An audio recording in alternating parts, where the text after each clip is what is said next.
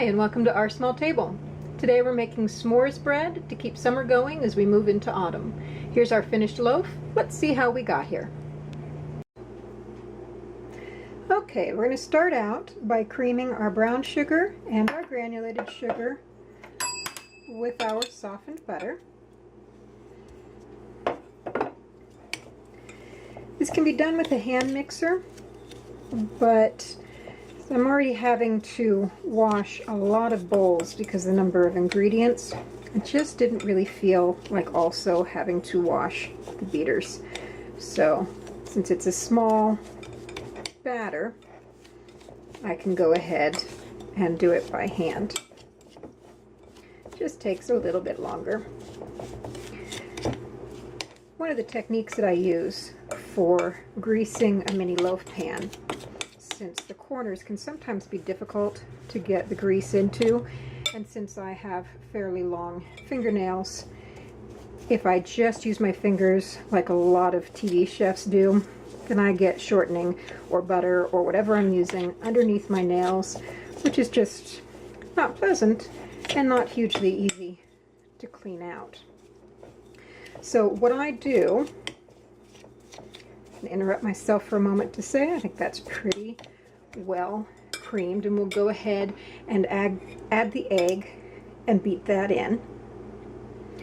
So what I do is I take a little bit of cling film. I don't measure it, but probably about 6 inches worth as you pull it out of the package. Kind of ball it up so that you've got a section to hold on to, and dip the far end that you're not holding on to into your shortening or your butter, whatever you're using to grease your pan.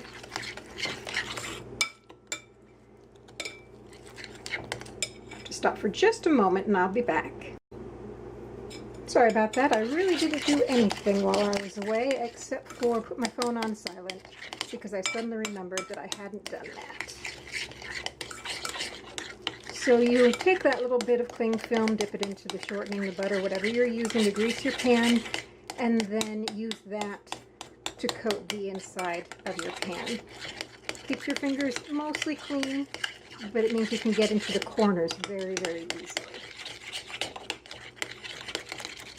Our egg is pretty well beaten in, so we're going to stir in our sour cream.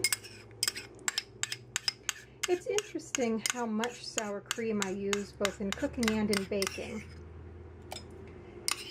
because I don't actually like the taste of sour cream itself.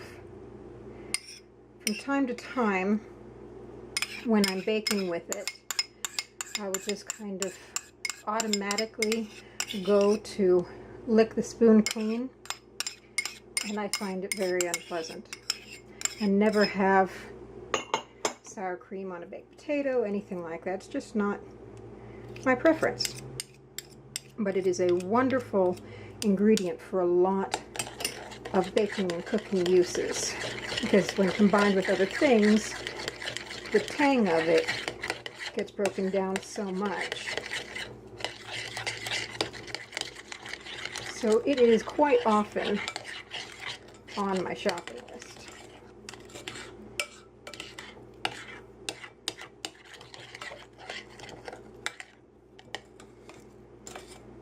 Let's get some of this creamed butter and sugar that's hiding on the spoon down in there. We don't want to waste any of the good stuff, and butter sugar really is the good stuff.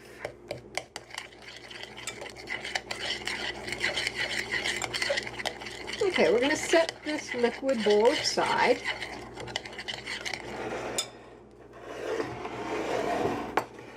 The graham crackers have been crushed. When I did the recipe for Fiesta Chicken Kiev, I demonstrated how to crush crackers, and of course graham crackers are, as they sound, a cracker.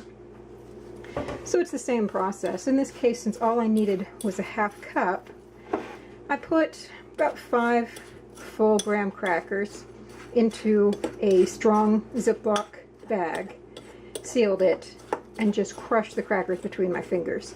I didn't even pound them out with a mallet, roll them out with a rolling pin. All I had to do was crush them between my fingers. For the larger amounts, I usually do it another way because it just gets tiring. This is their combination of salt, baking powder, cinnamon, and baking soda. There we go. Add that into our other dry ingredients. It's interesting how cinnamon, even a small amount, in this case it's just a 1/4 teaspoon, just really makes everything smell like baking in the best possible way. Now, we're going to combine this with our liquid batter. We're going to alternate some of the dry with some of the milk. And when we do that, I like to do about 1/3 of each at a time. And just eyeball it. Doesn't need to be exact. And you don't need to get it completely incorporated before you add the next thing. Since it's 3 tablespoons of milk, you want to eyeball about a tablespoon for each addition. And then another 1/3 of this.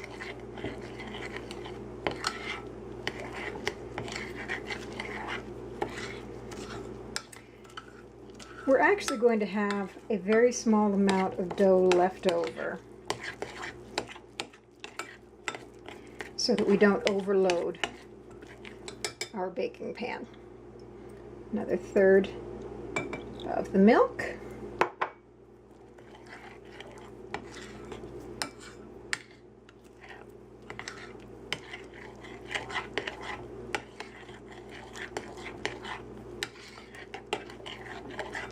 And then the remainder of our dry mixture.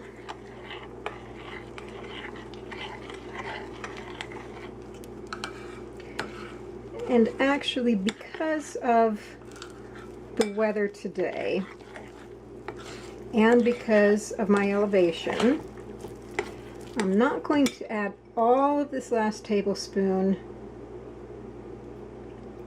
just a little bit of it.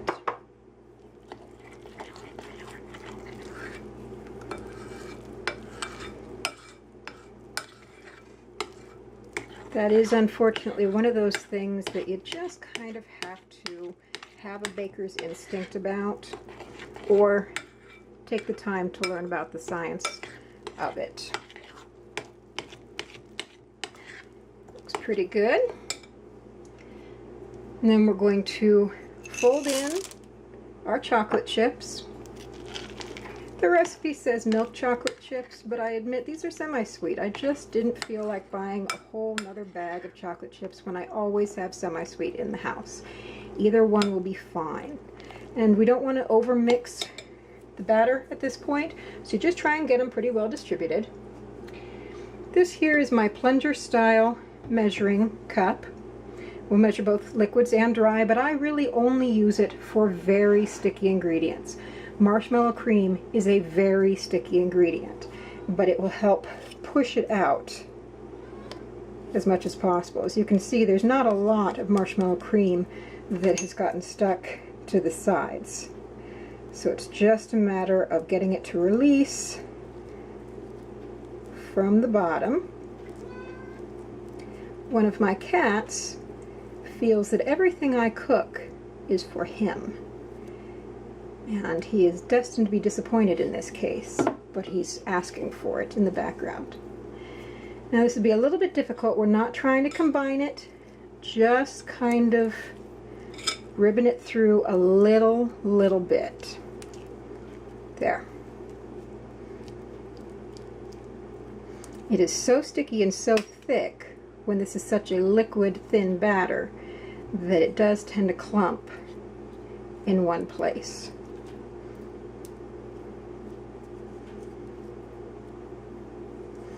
So, let's get this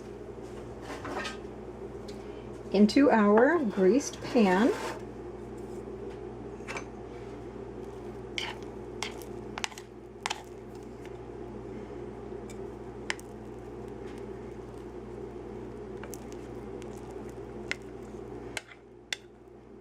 Since we know we're not going to use all the batter, try and get that marshmallow and those chocolate chips in.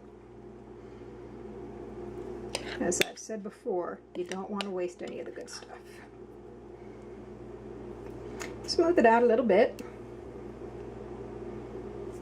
And this is going to go into our preheated 400 degree Fahrenheit oven. And when it has baked and then also cooled in the pan for 5 minutes, then I shall return. And here we have it. I had a little bit of overflow, which is visible here on the edges, which is entirely my own fault. I forgot that marshmallow will puff up as it's heated, and so I overfilled the pan a little bit. So there'll be a note in the recipe about being careful not to do that. You can see all the chocolate inside and little bits of the ribbon of marshmallow. Thanks for joining me today on Our Small Table. The recipe we've used today is linked in the video description and is also available just by going to OurSmallTable.com. Next time I'll be demonstrating steak strips with dumplings. Click subscribe so you don't miss out.